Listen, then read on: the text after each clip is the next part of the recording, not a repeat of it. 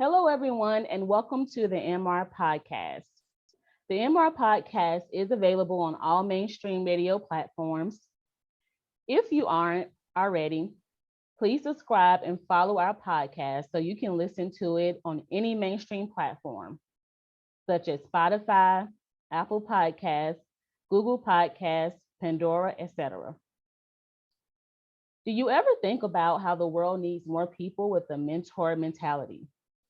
People of all kinds and backgrounds that are willing to care unselfishly about other people, support people, teach people, and serve people. Well, the truth is, as human beings, we all have a potential and purpose that matters. That potential and purpose extends to our relationship with other human beings.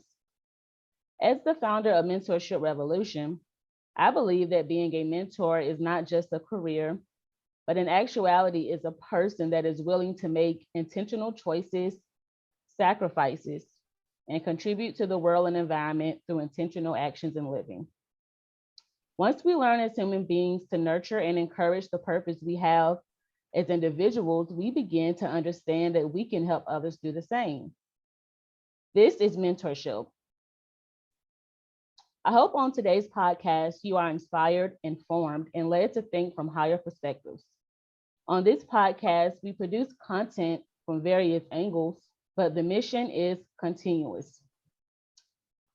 So I am super excited to announce that today's podcast is actually the beginning of a brand new series.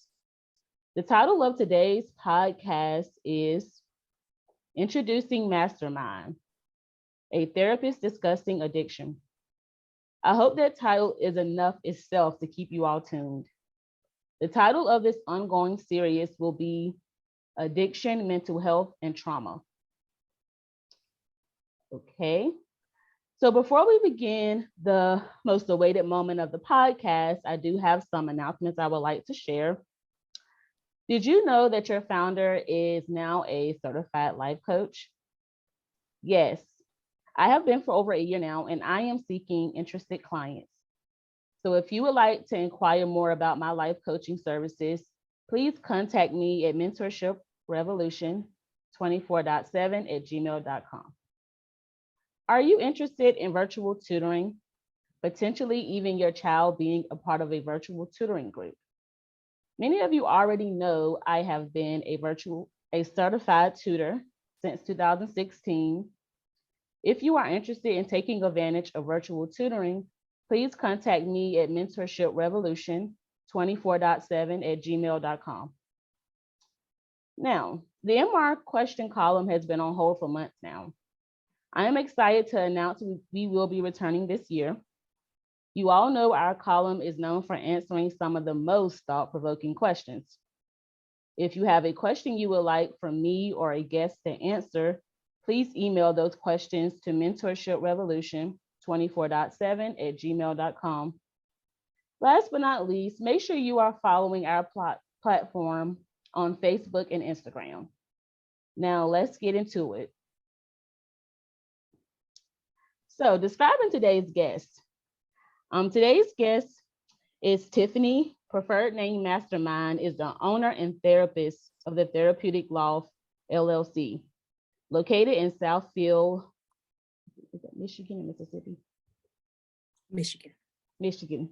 Tiffany earned her graduate level degree in social work from Walden University.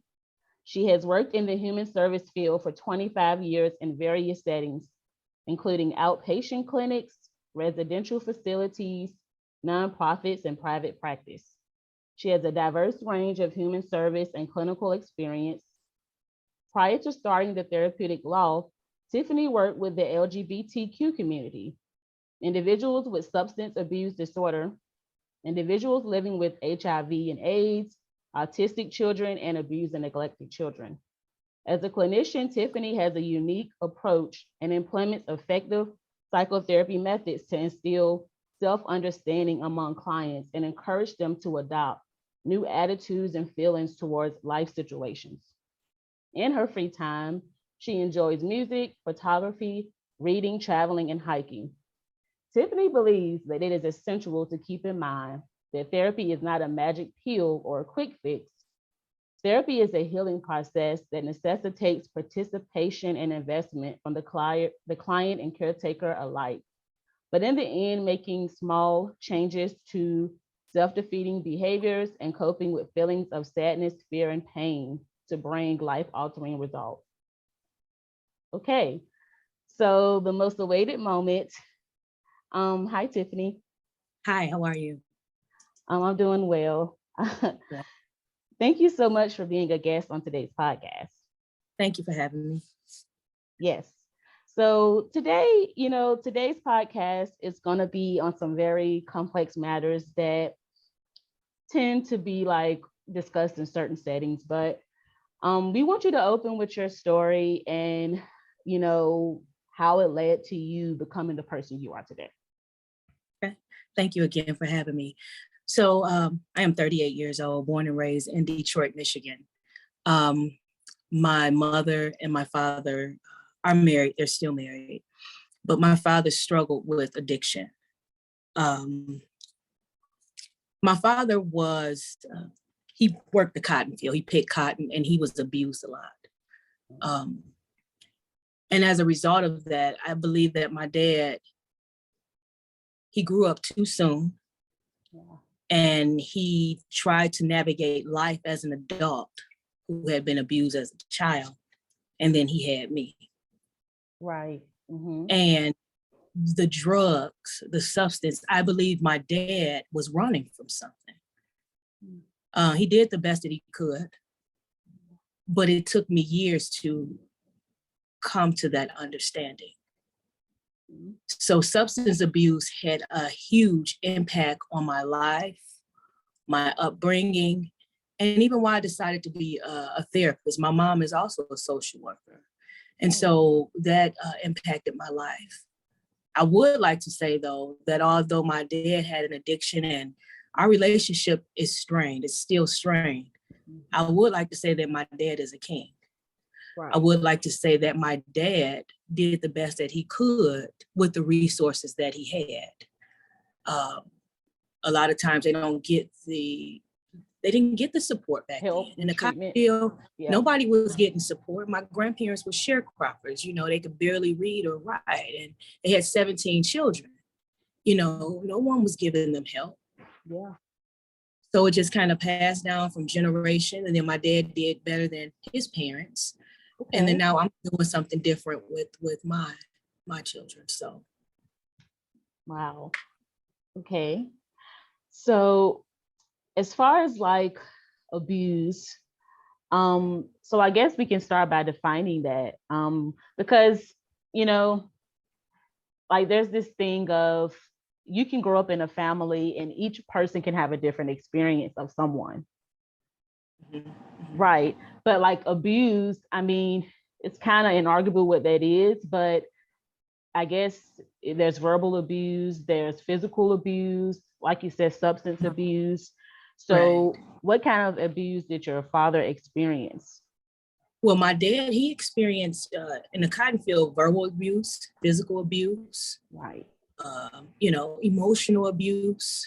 He was told that he would never be anything. Right. Okay. He was beat on the cotton field because he couldn't pick as much cotton as his younger brother. So who was beating him? Was it his father? His parents. Parents. Okay. Okay. And how often was that? Like, do you know how often that he was experiencing that daily? Well, yeah, all the time. Yeah. Okay.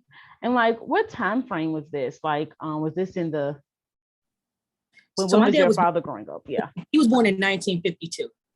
Okay, 1952. In Terrell, Arkansas, a very small area, Terrell, Arkansas.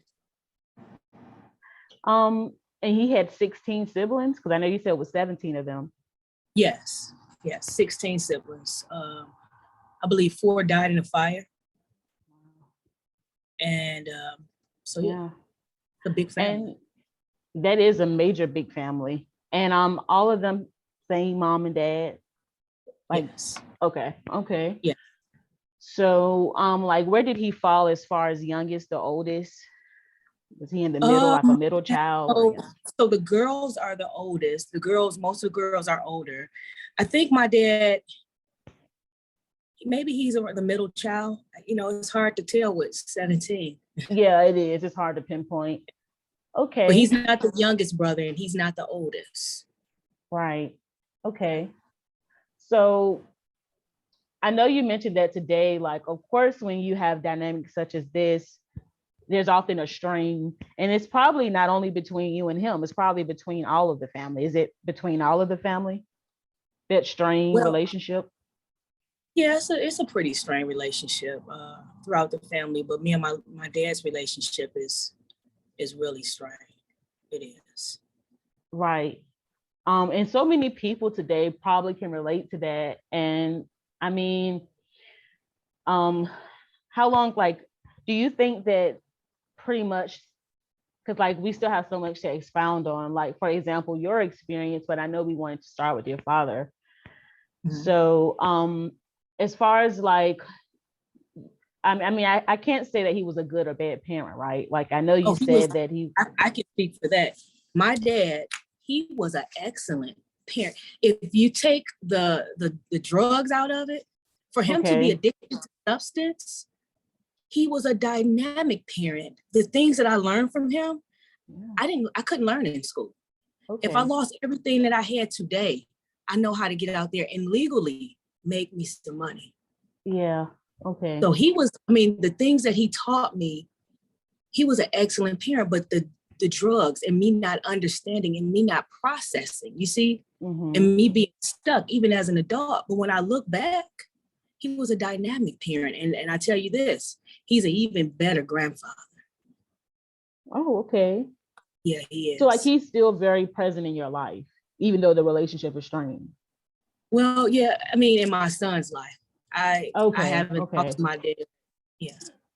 Oh, okay. So see that right there is like something to talk about, because sometimes when people grow up in abusive environments or environments where there's alcoholism and drug abuse and things that most people consider very damaging and just harmful to even be in the space of, they often, like, not only do they separate from that parent, they also don't allow their children to build a relationship with that parent. And that may Yeah. be animosity, unforgiveness. It Mm-hmm. could be so many reasons why they choose to do that. It could also be fear that that parent will rub that child the wrong way. So like, Yeah. what makes you keep him as part of your child's life and trusting? That's like that to me, that requires trust. You still have Yeah. that ability to see him in Yeah. that way. So I know that my dad, Isaiah, is safe with my parents. Even, I know that he's not going to be physically harmed, but even, I don't think that my dad will tell Isaiah anything that will come between me and Isaiah's relationship. Like I said, he is a great grandfather. He is. He's an amazing grandfather. So, me and my dad issue is not, my issue with him is the acknowledgement, Okay. and because he's not acknowledging, I would never keep my son, Yeah. from him. I Yeah. wouldn't hurt my son. That would hurt my son. Because my son, Yeah. he said that that's his dad. He said, we sharing, we share daddies. Mm-hmm. So, yeah, he's a great grandfather. I would never keep Isaiah away from him. Okay. Okay. So like, do you ever discuss this with Isaiah?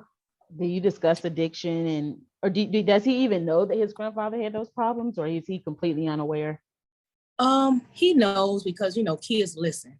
And Okay. so he'll ask questions and I'll explain it to the best, that I can. For him being a 7-year-old, I'll try to bring it down. But he'll ask questions, was daddy on drugs? And yeah, and did that make you sad? And so, Yeah. yeah, I ask some of those questions. Okay. But I also Okay. tell him, daddy suffered a lot of trauma. Daddy didn't get on drugs because daddy just wanted to get on drugs. Daddy was hurting and he was trying to find a way to cope. Coping. Yep. I was So going to I discuss talked to my this. son about that because often you hear this person was on drugs and then they tend to be the villain. And I've made my dad to be the villain, different stages in my life. However, I've come to accept the fact that he did the best that he could. Yes. So like as we discussed, you just said that you made your father the villain at different stages. Do you think that was a result of your experience and like Yeah, the wars within you of being at the hands of that? it was Would you my say that? experience. It was my experience being at the hands of it, and then him not acknowledging, So, I feel like you won't acknowledge Mhm. what you did. You say stuff like, well, I never, was mad at my parents. Well, this hurt me. And he's not understanding. You won't acknowledge. So, I have talked to people. I have said things. Now, the stuff that I say is very true, but I didn't really have to go there. Okay. It was Yeah, a you way do. to Yeah. everybody hear me. Yeah. And yeah, that happens. Like that's yeah, that happens. So like your father today, he no longer has any addiction or anything like that. He's sober, clean. Yeah, I would love to give you that story if I could about Okay. his. So really quick, I went to Denby High School, and in my senior year, I had a hard time in school, embarrassed by my dad, people seeing him on the streets, and I'm teased. But in high school, my counselor, Miss Godell, said, hey, there's a scholarship that I want you to apply for. You can just write an essay. And I said, okay. And the title of the essay, I had to write about the time I saved my best friend's life. And I wrote about the time that I called the police on my dad, and the police took him to jail. I showed up in court, something that my mom never did. She never showed up. She never followed through with his court. But I showed up in court and I asked the judge, please send him to rehab. Jail is not going to do him any good. And the judge honored my request, sent my dad to rehab. And my dad, after being in 19 treatment facilities, got it together. And he hasn't had any drugs since. So that's been 2001. Okay. That's been Yeah. 20 years at least. Yep, 20 Yeah. years. Okay. So now, so did your younger self know that your life path would lead to you being part of the field of psychology, therapy, and mental health?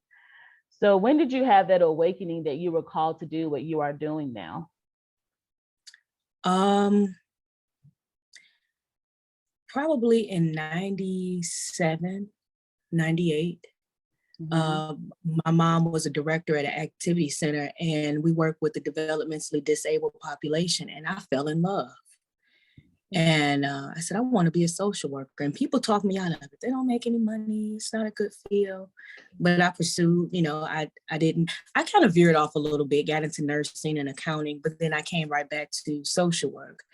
And so I knew at a very young age, and no one could talk me out of it, although they tried. I knew that I had to do this. Right. Okay. Okay. So you've shared with us how addiction shaped your childhood and youth.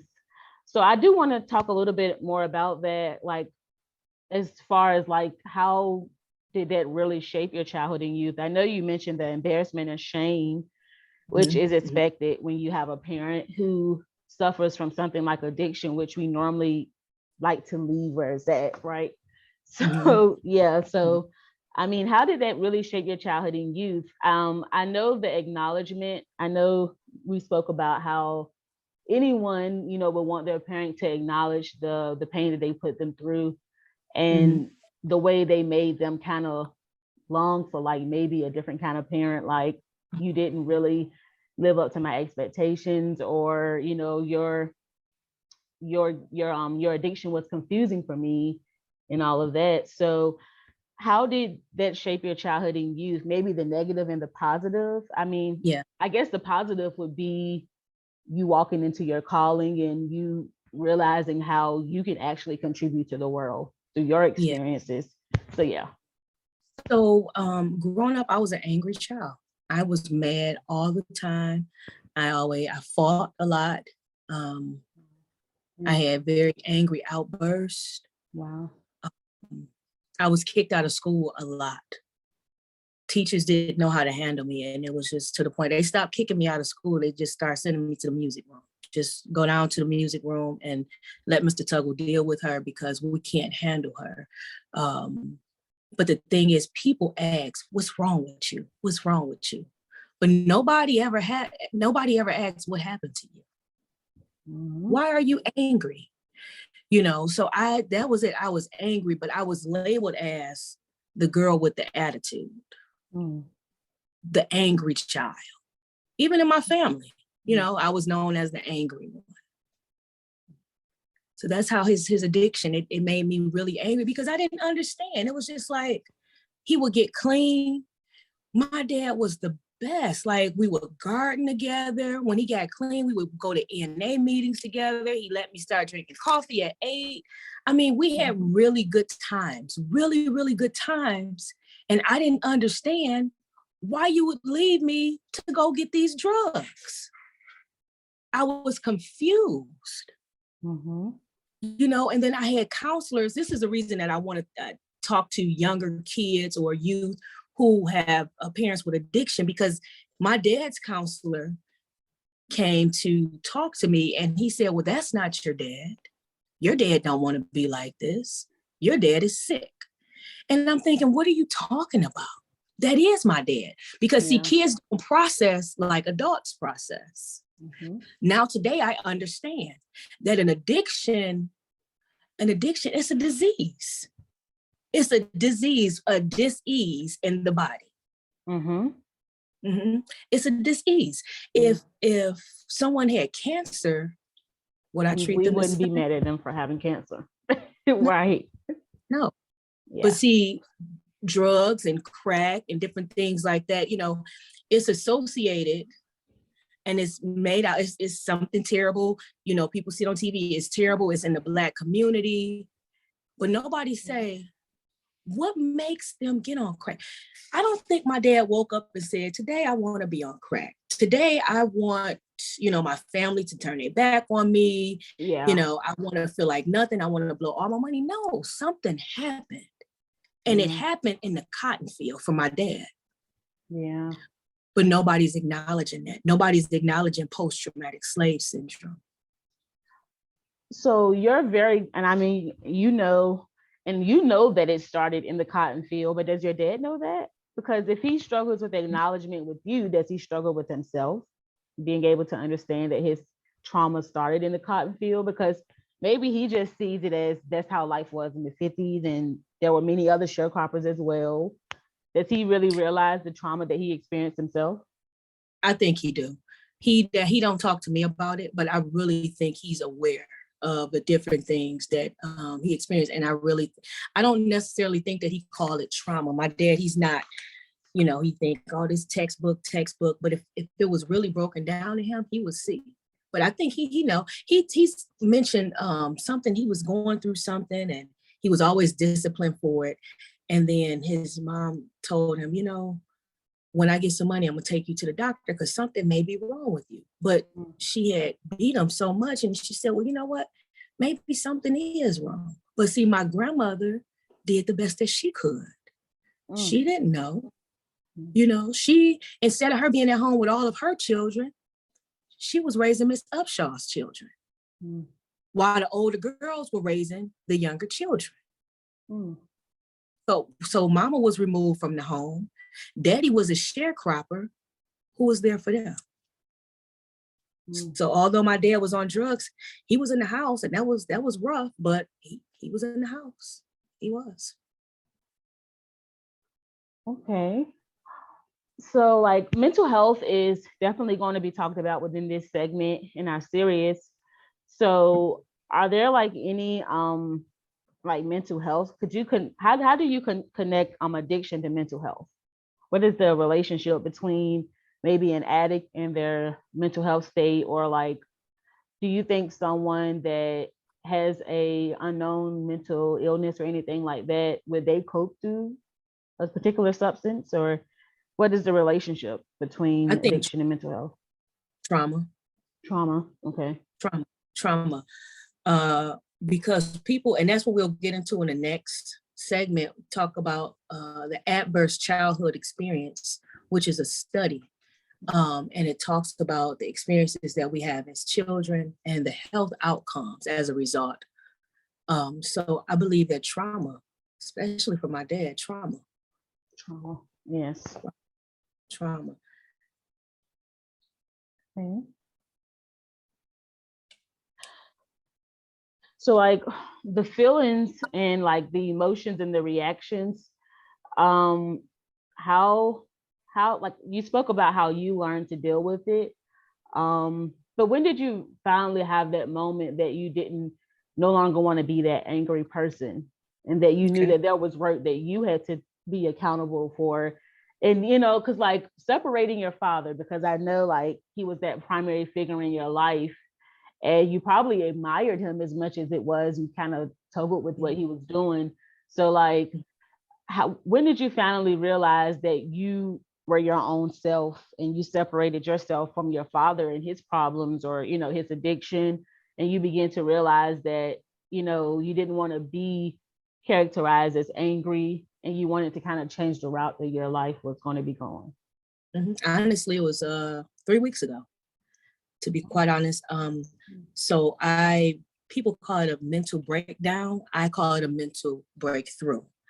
I went and checked myself into the hospital because as I studied, I read a lot, and I've been studying for my exam, and things just kept popping up from my dad. Like I was reading about separation anxiety, saying, wow, that's what was going on. And then poetry would come from that. So I started writing a lot of poetry. It started, a lot of feelings came up that I thought I had healed from. And all these feelings came, and it just, I went back to that 7-year-old little girl who begged her dad not to leave. And he left. But when he left, he said, Daddy gotta go. I'm sick, but I'll be back. But the daddy that came back was high on crack. You see what I'm saying? Right. And so writing through that was actually visualizing that. I was feeding that negativity. And I had to check myself into the hospital. In the hospital, I feel like I was able to disconnect and really get to the reason, the root cause of why I am so angry. And after I got out of the hospital, I got into it with my father because I felt like I needed to tell him. And once that didn't go well, I made a decision. You know what? He may not ever acknowledge it, but him not acknowledging it, do I let that continue to control my life? It's not worth it. And my dad not acknowledging it, we were two totally different times. They were in the era where what goes on in my home stays in my home. And I'm from the era where if you don't reveal it, you can't heal it. So I'm gonna talk about it. Yep. Two totally different eras. So, I can understand and accept the fact that my daddy was born in those times, and that's just how he is. Now, do he love me less? No. Is he still a king in my eyes? Absolutely. But it's time to break that generational curse, starting with what goes on in my home stays in my home. We need to talk about it. It's not, we shouldn't harbor all these things. We shouldn't have to carry it. I'm 39. I just turned 39. I'm 39 years old. Right. And I've been carrying this from the age of 7. I've been carrying this. How much have that stopped me from getting the things that I need to get done? A lot. Yeah. But you know what? I wouldn't trade this journey for nothing in the world, because this is the path that I believe the Creator chose for me to follow. Okay. Because I have something to say. I have generational curses to break. I am the black sheep of my family, but I am the one that's coming to break the curse. My son will not deal with the same things that I deal with. And then he'll know how to deal with it. We didn't know about anxiety. We didn't know how to breathe. We didn't know about mindfulness. But I'm teaching that not only to my son, but to different youth. because you did ask a question. You know, want to know, how would youth deal with it? They need to know mindfulness. I didn't have that resource. Right. They need an outlet to talk about it. I didn't have that resource. It's time that we plant new seeds. Our ancestors, the people that came before us, my grandmother, they toiled. They toiled. Now we can plant those seeds. Then my son can water those seeds. And then generations. That's how you change the narrative. Nothing changes unless something changes. And I want to be the change. I want to be the change. So I had to let go of the anger. You can't change and be angry. Something has to go. So I let go of the anger. Okay. Well, today we're going to begin to kind of like do some closing thoughts for today's podcast. So are there any closing thoughts that you have about today's subject, Tiffany? And her preferred name is Mastermind. So yeah, sorry about that. No, it's okay. Yeah. Closing thoughts. If there is a youth or family member, anyone who has a family member or close friend that's struggling with addiction, talk about it. Don't hold those feelings in. And you may feel rejected if they don't hear you or if they don't understand you, but how can they understand? How can they hear you? So find someone that you can talk to that will hear you, understand, and guide you. Yes. Find someone who's not going to water negative seeds. Find someone who's going to pull the positive, because although it's difficult, it's challenging, it's sad, it's heartbreaking, it's all of those things, there is purpose in everything that we go through. There is purpose in our suffering. And we don't quite understand it. But we have to know and trust there is a purpose for this. Right. So do I let the purpose pass me by? No. Or do I try to figure out what am I supposed to do with this? So that is my closing thought. Okay. Yes. And so like in today's podcast, we looked at Tiffany's story. And of course, Mastermind, we looked at her story and how her father's addiction is something that has been a part of her life, and how many people have family members that suffer from addiction, parents that suffer from addiction. But, there is a way to find, I guess you could say that to kind of like, there's a way to see addiction through a different scope rather than seeing it as like something that can be overcome. So that was today's podcast. And before we end today's podcast, you all, Mastermind, can you share with them any way that they can support you, or maybe find you on any social media if they want to follow you and see more about, your therapy and what you offer? Okay, so you can find me at www.therapeuticloft.com. THERAPeuticloft.com. That is our website. You can reach me by phone, area code 313-778-0609. Also, I am on TikTok, where the Therapeutic Loft is on TikTok at the Therapeutic Loft. Okay, so you all have heard it, and thank you all for tuning in for today's episode. We look forward to having you tune in to the next part of this series, and we hope you all have a wonderful Friday.